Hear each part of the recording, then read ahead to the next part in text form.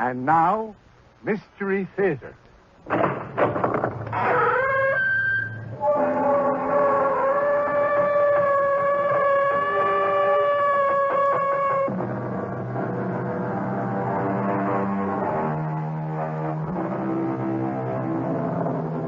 Come in. Welcome. I'm E.G. Marshall. Welcome to the world of terrifying imagination. The fear you can hear. No breath of it yet as we begin our tale and meet Stephen and Simon Fairley. The occasion is solemn, as death should be. But all else for these identical twins is a wild sense of freedom and expectation, with no hint of the dark disasters already forming as they listen to the words of their father's last bequests. And that the whole of my estate shall be disposed of as follows. To Stephen Fairley, my firstborn son, I leave all my worldly goods in entirety. Well, thanks a hunk for nothing, dear old Dad. There is a clause that refers to you, Simon. Then let's hear it. To my second-born, Simon, I leave only advice. Mend your ways.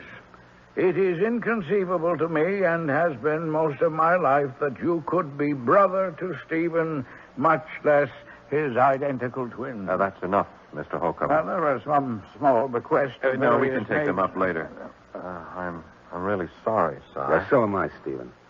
I never expected the old crook to outfox me. I hope he rots in hell. That's a damnable thing to say. Precisely. Since this family long ago decided I'm the devil's own, why shouldn't I be his advocate? Or apostate? To hell with us all, Stephen. And may I be the last to join you.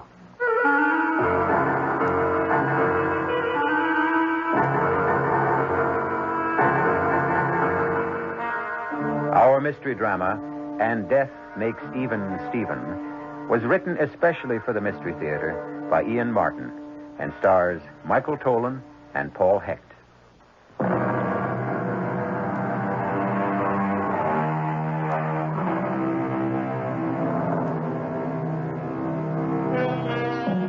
It was true of the Fairley twins. Physically, no one could ever tell them apart. But their personalities, that was something else again. Stephen, the quiet, the considerate, the steady, the accountable. Simon, the wild, the unpredictable, the often cruel, the man of success in nothing.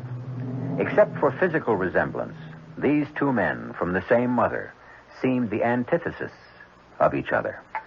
Aren't you going a bit heavy on that, Simon? Oh, just getting all I can, brother dear, while the getting is good. Now that I'm a pauper, I must make the most of every opportunity. Now, don't be a fool. Here, give me that. Oh, such a waste. But then you can afford it. You've had enough today. Besides, I must talk to you. Well, you mean there may be a chance that I am not to be cast out and told never to darken the door again? Knock it off, Simon. I got to talk to you, seriously. And for Pete's sake, sit down. No, I think I prefer to face the coup de grace, standing, back to the wall, unblindfolded and unafraid. Well, suit yourself, but quit clowning and stay away from the booze. Okay, Stevie, forgive me. It was just Dad's will. I know he didn't exactly approve of me, but wow. Finding out how much really threw me for a loop. It isn't as bad as it seems. There was a letter to me. He didn't want to leave you with nothing, Simon, and he's asked me to set up a trust to be administered by me to provide you with a decent income. Well, now I think I will sit down. How much? The trust or the income? No, the money in the pocket, my 1 hour older brother. That's what I get while you're alive, right? Yes, $1,000 a month, tax-free. 12,000 shimmering simoleons a year. That's a generous bequest from a man who could have bought Rhode Island and still have had enough left over to cut the national debt in half. Well, what would you have expected him to do? What he should have done, considering who we are. What? Cut the estate right down the middle. Left us each a half. You know why he'd never have done that. Oh, yes, only too damn well. I was 10 before I was old enough to latch onto the truth. Why, you were always the favorite. No, favorite isn't even the word. You know he always blamed me for Mother's death. He hated me. That isn't true. Then why do you The shoe was somehow on the other foot. Your whole life, Si. Expelled from school after school, the girls, the car accidents, robberies, beating up women, all the things he had to cover Yes, for you. to save the precious Fairley name. All the things I did to get his attention. To have him treat me like a human being instead of a murderer. You've been drinking too much. Oh, no, Stevie boy. This is Simon Cold Sober. Simple Simon, who couldn't have his only parents' love, so he didn't know any better thing to do than to reach out any way to get him to even notice We me. spent most of our lives in boarding schools. Do you think he offered me so much Yeah, more? only the whole ball of wax. I was talking of love. That's a word with no meaning in this house. Even between us. What do we really know about each other? Except as children, we've been separated most of the time. And I always managed to get the short end. Who was drafted while you and Dad lived at home and you joined the business while I crawled on my belly with the VC trying to do what my father didn't have the nerve to do. Get rid of me. None of that was my fault. No. But Becky was something else again. You were missing in action. Reported killed. It was over 2 years, Si. I loved Becky, too, and she turned to me. Yeah, it's too bad I returned before the marriage had taken place. Still, in my condition then, it was hard to think of us as identical twins. 40 pounds difference in weight made quite a difference, huh? So she stuck with you, and you won, as always.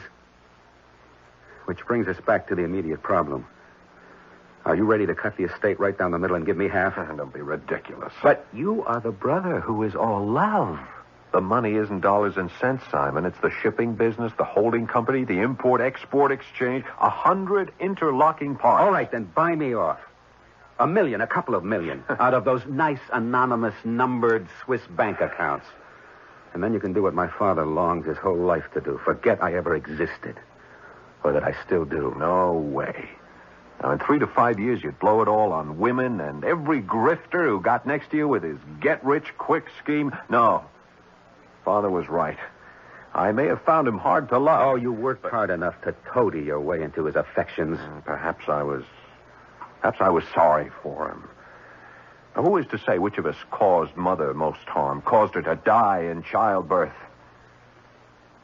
Past history. Oh, now there are only 2 of us. Now, come on, Si, won't you accept Dad's suggestion and warn him in some decency? $12,000 a year? I can't live on that. It's free and clear. You have the house to live in, food, no living expenses. All right, suppose I accept. We'll make it all legal. The trust can revert to you, if you will, by your 35th birthday.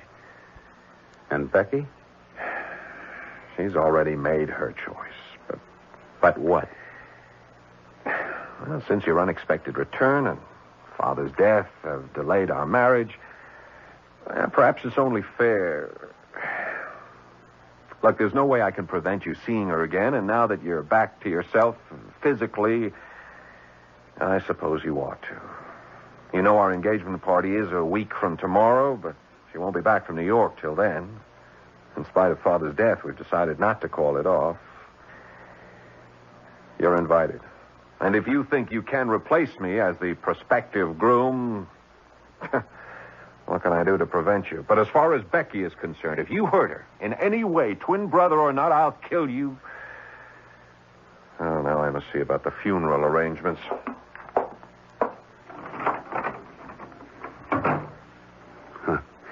Not you, dear brother. I'm the one with everything to gain. If only I knew the way.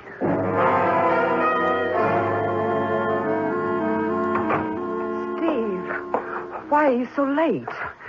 Would you believe a flat tire tonight of all nights? And Becky, well, it doesn't matter now that you're here. But you've got to help me, darling. We're going to have to make a decision. About what? Kiss me first.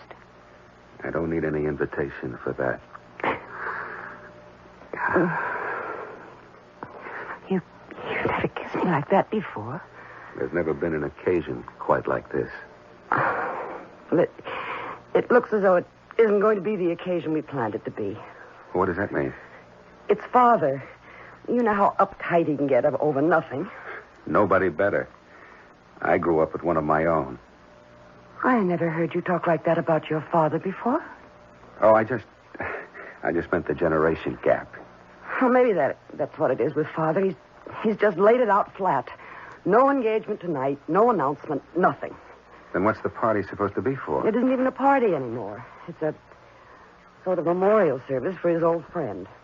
He said it would be an insult to Justin's memory to have gaiety and fun so soon after his funeral. But I want us to be engaged. I don't want to wait. Look, I have an even better idea. What? Let's you and me slip out right now. Forget the engagement and get married. But how? We have no license or... Look, we're less than 20 miles from a state where all we need is the fee and 2 witnesses. Oh, you really bowl me over, Stephen. That's more the kind of thing Simon would do. Well, Simon was a bit of a whack, I guess. Simon was a lot worse than that. There are things I could tell you about your brother. Well, that's past history. How is he now? The very picture of health. It's unbelievable. When he got back from prison camp, I could hardly recognize him. He'd had a rough time. I know. And that's why I was so ashamed of myself for... For what? Don't tell this to anyone, Steve.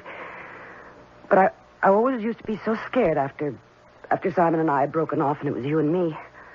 Scared of what? Just hold me. You're so uncannily alike. Even I, who know you both so well, was scared I might not be able to tell the difference. Oh, darling, what a terrible thing to have to say or even think. Don't think it. Put it out of your thoughts. I can't. It's eerie. It's terrifying to even consider I could ever mistake my kind, gentle, loving Stephen for that wild, brutal twin who would have destroyed us. Shh, darling. Don't look back. Kiss me, and then let's take off together. Oh, Steve, I can't. Not with the guests Then kiss here. me. No, not when I said kiss me.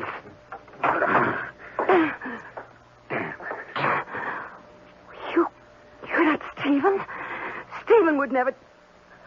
Stephen. I've been looking for you everywhere, Becky. Oh, I wish you'd found me sooner. What's going on here? Well, it doesn't matter now that you're here. Seeing you together, there's no doubt, but apart... What is it? Look, if that lousy brother of Stephen, mine... don't be silly. He was just congratulating me. That's a little enthusiastic for just an engagement, wasn't it? I haven't told you the news yet, Stephen. It isn't our engagement we're announcing tonight. What? It's our wedding, and as soon as possible, unless you object. Oh, of course not, but your father... You leave him to me. I'll arrange everything. You lead, I'll follow. When's the day? Just as fast as we can get the license. Like day after tomorrow, or the one after that at the latest.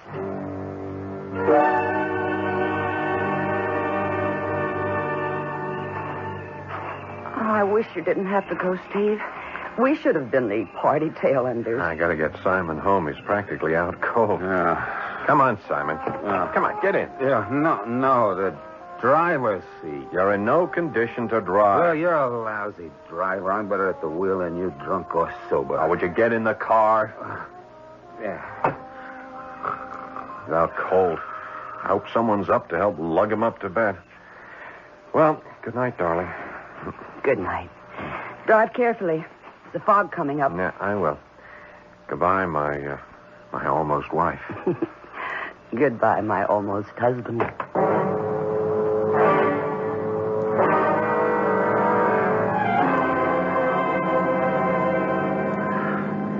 I'll show them all. What? Yeah, I'll have her if I want. I'll take everything if I want. You can't do it to me. Well, just shut up, Simon, will you? Just go back to sleep. Huh? Hey, the VC got a roadblock, Lieutenant. Huh? Yeah, I feel it in my bones right around the next bend. To stop the convoy. I want to stop the... Oh! Steve. Where are we? All right. Take it easy, Simon. We're just on the way home. How come I'm not driving? Because you passed out. Well, the road. Where's the road? We're off the road. Cut it out, you fool. It's just fog. No, off the road. Back to the left. Would you let go of the wheel? Back to the left. Get a smoke still? You gotta go left. We're going right into the ditch. Will you let go? The train!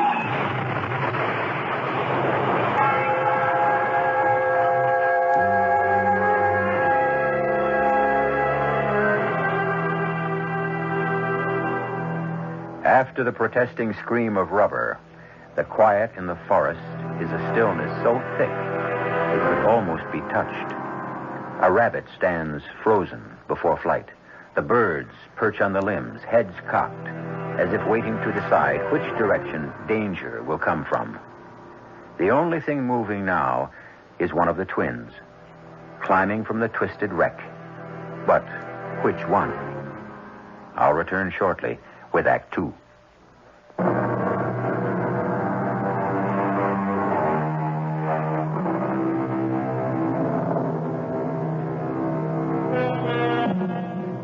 The birds have risen and are off in a whir of wings. The rabbit has long since reached the safety of his warren before Simon Fairley has determined that the blood dripping in his eyes is from a minor gash in the forehead, and the rest of his aches and pains are just contusions and bruises.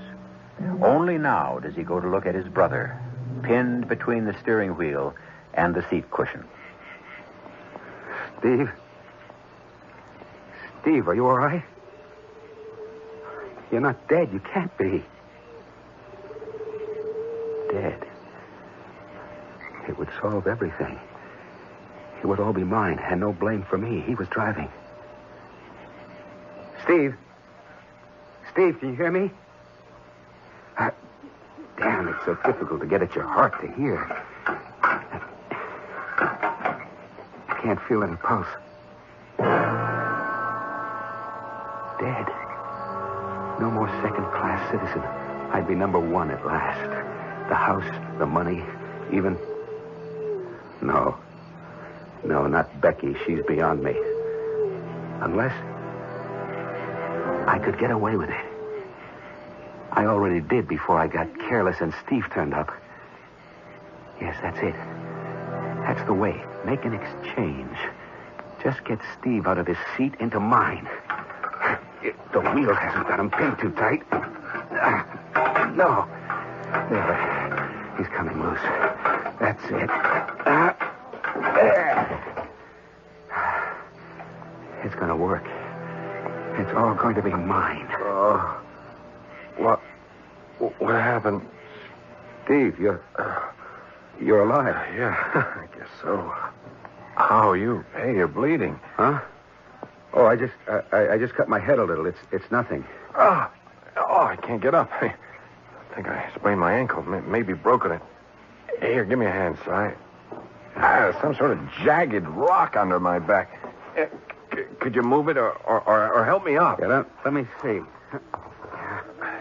Oh, it's just a rock. Let me get rid of it and then... Get rid of it? Or use it? What are you waiting for? I'm not waiting any longer. Well, then, for the love of...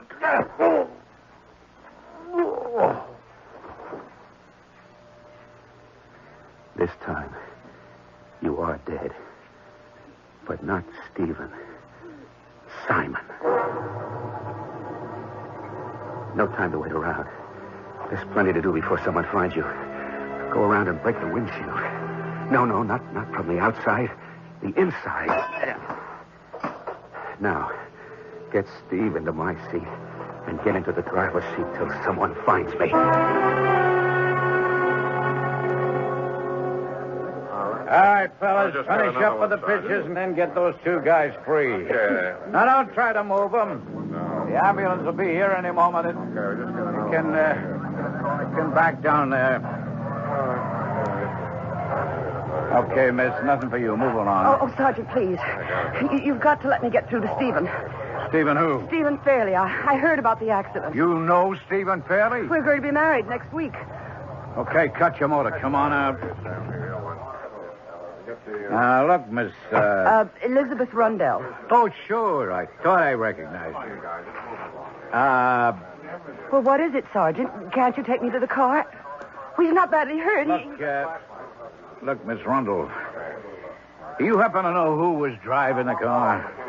Well, yes, as a matter of fact, I do. It was Stephen. You sure of that? Quite. They'd only just left an engagement party at my house, and Simon had too much to drink, so Stephen took the wheel.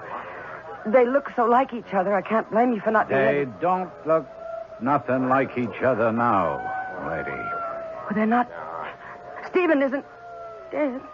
The passenger is dead. The driver is alive. Oh. That's your guy. How bad off he is, we won't know till we get him to the hospital.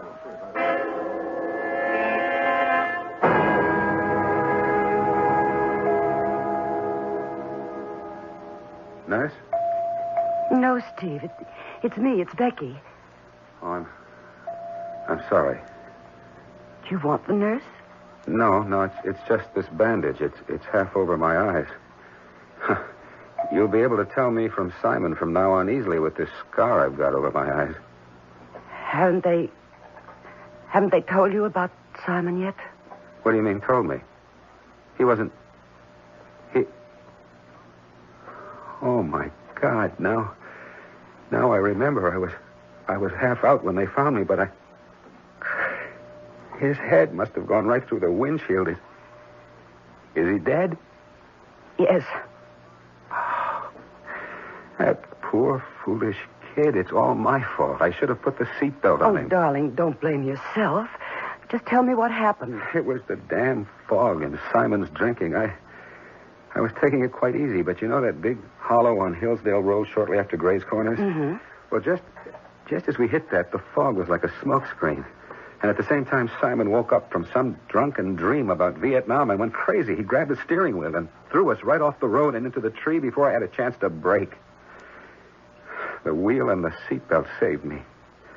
Although I did take a pretty good crack across the forehead, but Simon... Well, forget about that now, dear. It's over and done with. Just let's get you well. Oh, I'm fine, Becky. I've gotten a clean bill of health. Nothing broken, just a few bruises and a little embroidery above my eyes. You think you can manage a slightly piebald groom with a bandage headband? Oh, now look, Steve, we can't have the wedding as we planned it now. Why not? Well, how would it look? I don't care how it looks. It was my father and brother, and there was little love lost among us. I can tell you the truth now, dear. But I thought you and your father... My father was a hard man. Selfish, domineering, insensitive. He was more like a machine than a man. He was proud of me not because I was his son, but because I was his heir. Something to perpetuate the Fairley name. Some sort of pseudo-immortality. Well, I'll make it up. I'll make it up to you. The past, Steve. Our future will be a long and lovely one. Huh. With no twins? Oh, well, I can't promise that. Well, they skip generations. Now, look, you run along and plan something lovely to wear for tonight. Tonight? Yes, darling. I've already arranged the whole thing with cook and butler. You and I are having our engagement dinner alone at the house tonight. I'll send Gray with the car to pick you up at 7:30.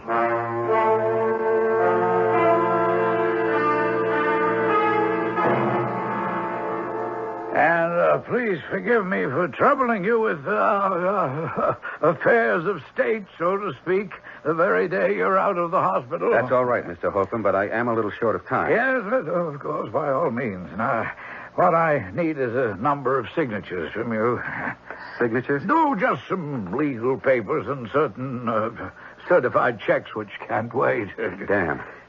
Well, look, you'll have to give me a day or so until they can take the bandage off this right hand of mine. I can't sign anything until they do. Oh, my apologies, of course. I hadn't realized, of course, everything can be delayed. Except for one thing. What? Well, there's a piece of correspondence I don't quite understand. Apparently some sort of a private deal between you and Pesin Joglu and Company. Who? Pesin Joglu and Company, a Turkish import-export firm with whom we have some dealings. You know, Persian rugs, tabourets, ancient jewelry, inlaid cabinets, silk screens, objects of many descriptions. Yes. But I don't know what consignment this letter, opened by mistake after your father's death, refers to. Well, damn this forehead bandage. You, read it to me. Oh, yes, very well. Omitting the formal address, it reads, Dear Stephanos, we are still awaiting payment, consignment YB382-7. We are informed that delivery has been received. Unless your check for $48,000 or equivalent reaches us within the week, we will be forced to take action against you. We know this must only be an oversight. Yours sincerely, Demetrius Joe. Well, why don't you just pay it? Oh, Mr. Fairley, no one else in the company knows anything about this consignment, except you. Me? Oh, well, of course. Look, it's a perfectly normal deal. Just pay him the money. Oh, a check that size would have to be countersigned by you, sir, and with your hand. Well, by tomorrow, I may be able to manage. Have we time? Oh, according to the letter, to the end of the week or beginning of next. I don't think it's that important. All that puzzles me is the nature of such an expensive secret and, shall we say, a personal consignment. I don't think I have to account to you for that. Oh, not to me, but eventually when the books are... If you must know, it was a wedding present for my wife. Wife-to-be, that is. It was my father's idea. A necklace. Apparently he got sick before he issued the check. Is there any reason why I can't close this matter? Oh, no, not at all. Everything is yours now, Stephen, eh? Well, now, I mustn't delay you. You will be postponing the wedding this Saturday, I suppose. No. Well, but there's scarcely time for your brother's funeral. It was Simon's desire to be cremated.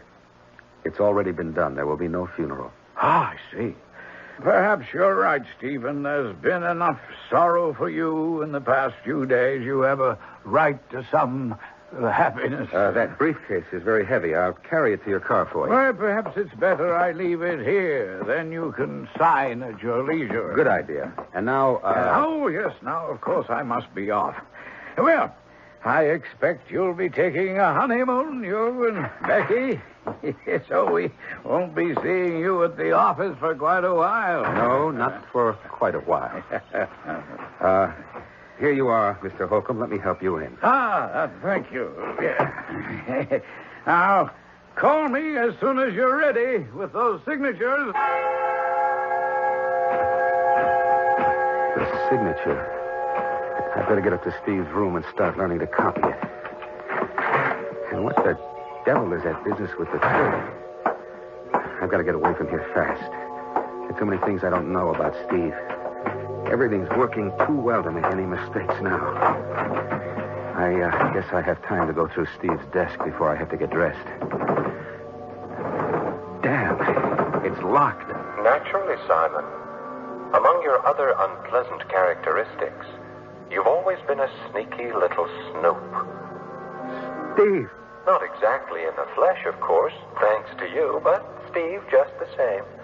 We're something rather special, you and I. Even though you've somewhat altered my appearance, I am still your twin.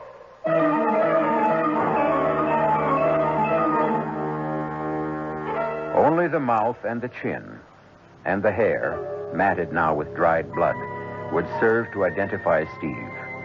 The rest of the face is a horror of torn flesh and the white shards of shattered bone, out of which wreckage stares the one uninjured eye, boring with deadly intensity into the terrified face of the man who was once his image. I'll return shortly with Act 3.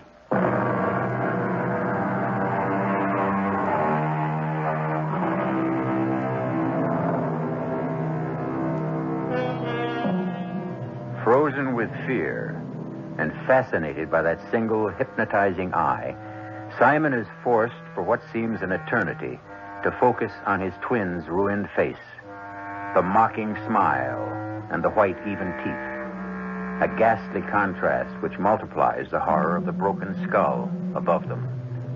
At last, with a supreme effort, he tears his eyes away to find himself staring at the reflection of his own countenance in the mirror above the desk. No. Oh, God, no. Don't cover your face, little brother. Leave me at least with a memory of how I once looked. You're dead. Cremated. You can't be here. As I said, not in the flesh, but we are hatched from the same egg, Simon. You can't get rid of me so easily. I shall always be with you In spirit, shall we say? No. No, leave me alone. I will. When it serves me. Or you. Steve, I didn't mean to. Of course you did. I might possibly have done the same if our positions had been reversed. What? You have a lot to learn about me, little brother, which you would have in time. To avoid breaking open my desk, let me offer you the key. Steve, I can't rummage through your things now. The key? Take it. Why not? And since time is short before the dinner, I'll even help you understand a little better. Open the desk. Yeah, the left-hand pigeonholes are a false front. No, here. Let me. There are all my secrets. Now, while you read them, I'll tell you about the most important items. But why are you helping me? Because I want you quite as thoroughly damned as I am. I'll make it brief as you read. Now, Demetrios is in the drug business. For years, I have used Father's impeccably accredited import firm to cover for deliveries. You in drugs? You'll find the evidence in the papers you're leafing through. Wicked Simon, the black sheep. Stupid Simon, really. We were twins in more than the outward look, believe me. The difference was that you didn't have enough sense to bury your faults. I was smart enough to keep them covered up, but not smart enough to realize you had as little scruples as I had when it came to the point. All right, so you lost. Why not let me have my innings now? Why not? I'll even be of help. Until you have studied my signature enough to mask it, I'll even sign your papers for you. Don't worry. The hand that guides the pen may be of the spirit world, but the pen and ink are finite enough. Go on. Get ready for romance. This letter that came from your Demetrios, shall I pay this? Let me see. Oh, that double-dealing crook. Nah, don't pay him a cent. I've already made arrangements so that he will be paid in full. Yeah, forget it. And you? I will not be so easy to forget, dear twin brother. We are bound together by special hoops of steel. As long as I haunt this house, I shall be unavoidably hard to escape. Well, go on. It's time for you to be all that Becky expects of me. Of you? Aren't I what you hope to become?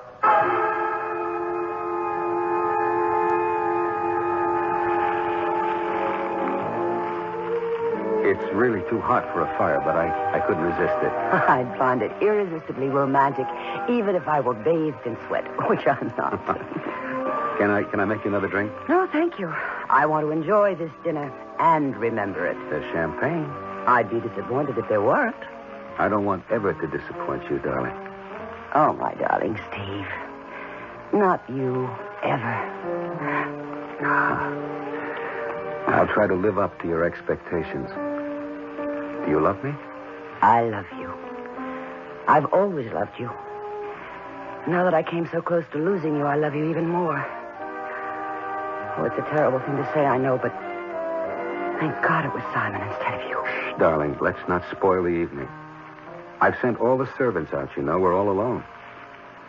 You sure you don't want another drink? No. But can I make a confession? Of course. I'm famished. Mademoiselle et servie. May I escort you to your table? Thank you, monsieur. Oh, Stephen, how pretty the table is, and my favorite roses. But why? Why what, Becky? Why is it set for three? You don't mind my joining you, Simon, do you? Suitably dressed, white tie and tails, and the face mask I thought was a stroke of genius. It hides the damage so nicely. Did you say something, Stephen? That damn Joseph, he's in his dotage. I suppose he's so accustomed to setting for three that he just... Don't blame the poor butler. I set the third place. Damn you! I won't have it. There's only... Steve! Steve, what is it? I'm sorry, Becky. I can't help it. It's all spoiled now. Let's get out of here and eat somewhere else. I've got to get away from this house.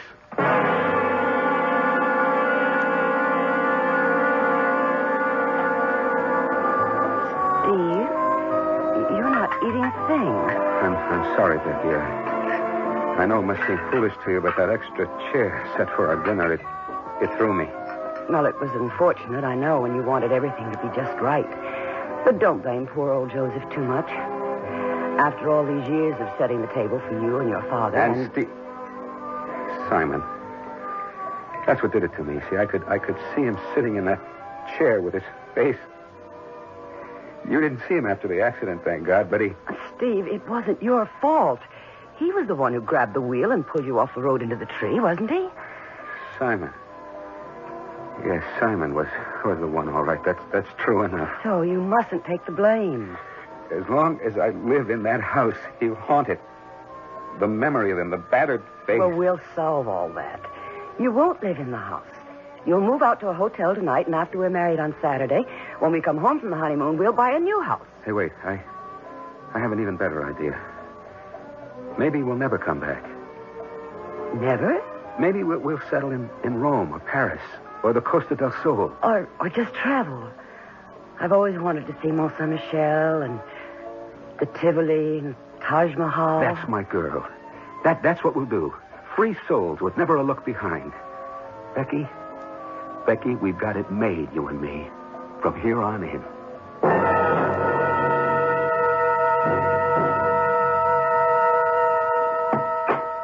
Off for the honeymoon. Oh, God.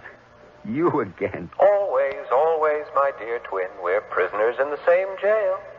What does that mean? This house. Well, I know you think you're escaping it for a while, but that's only temporary. Take it from me. Becky and I are off for a honeymoon. Of course. Not till Saturday, though. Does seem a little early to be packing. Might as well start sometime. And you seem to be planning to take quite a wardrobe. Well, on a ship, there's plenty of room. Plenty of distance between here and there. What do you mean, there? Oh, wherever. What were they, Rome, Paris, Mont Saint-Michel, the Taj Mahal, the very poetic ones. Damn you. Do you know everything? One of the few advantages of being a ghost. And you can go everywhere? No, there are limitations. No, I'm tied to this house. And you're welcome to it. Thank you, Simon. Or should I call you Stephen? Oh, it's so confusing since you switched identities. Which, by the by, reminds me, while you were dining and making all your escape plans, I signed all the papers old lawyer Holcomb left, so you are free to go. I suppose I should say thank you. Call it my wedding gift. What about the check for that Demetrius or whatever his name was? Oh, forget about that. That was a private deal. He doesn't need your check. Other arrangements have been made to satisfy that debt, believe me. So, this, as the word goes, is goodbye. Yes. I'm sorry I won't be able to attend the wedding and give the bride away. I never intend to come near this house again. Pity. I'm afraid you're going to be disappointed.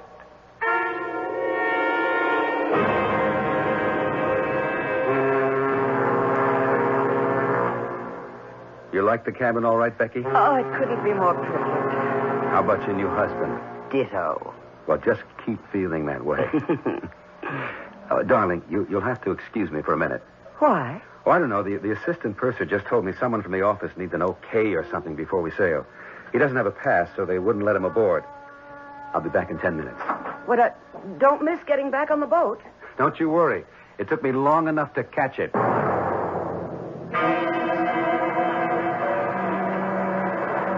Mr. Hood? Yeah. You from Fairley Company and Sons? Yeah, right. You, Stephen Fairley? Yes. Good. I got a message from you from my boss. Can we step over here to my car? Well, the boat's too near sailing. You just tell me here. At the car. Now, just play it real cool, Mr. Fairley, and don't make any sudden moves. That jab you feel is the muzzle of a short-barreled .38. Okay. Shall we step over to the car?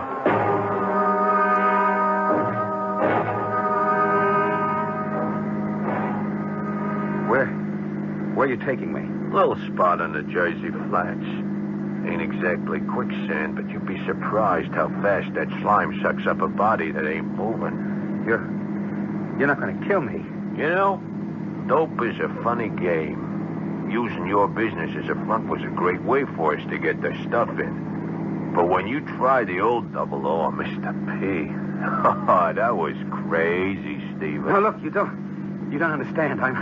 I'm not Stephen. What? Stephen is dead. I'm Simon. I had nothing to do with this. Yeah, sure. See, no, look, when we had the automobile accident, all I did was change places. Sure. I mean, Stephen was driving, and I was... Oh, for God's sake, look, I just got married. My wife is... Please, you've got to listen! Okay. Dump him in the swamp and let's get out of here, Giorgio. Well, here we are, Simon. Back home again. Table set for two this time. That's all there is. The rest are gone. Just you and me. Oh, I know how it feels. But you might as well face it. Eternity is such a long time. And since we were twins, it seemed a shame Simon was alive and Stephen dead. This way, I'm still dead. But even Stephen.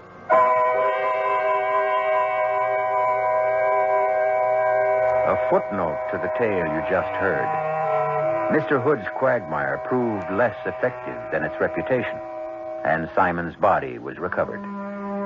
Since he had served in the Army, an examination of his fingerprints established the deception about the death of the twins.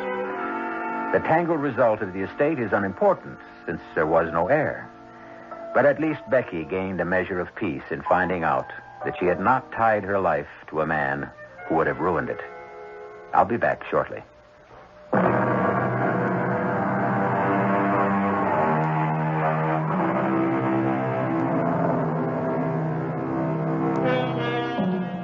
Whenever the dead try to control the living, the seeds of disaster are sown. At the beginning of our tale, Justine Fairley lay in his bed, whitened with the wax of death, his stubborn mind at peace with the thought that he had settled the future of his twin sons. Sic transit gloria mundi, so passed the triumphs of this world. He could no more control the accident of their birth than he could their deaths. Our cast included Michael Tolan, Paul Hecht, Joan Lovejoy, and Ian Martin. The entire production was under the direction of Himan Brown. This is E.G. Marshall inviting you to return to our Mystery Theater for another adventure in the macabre. Until next time, pleasant dreams.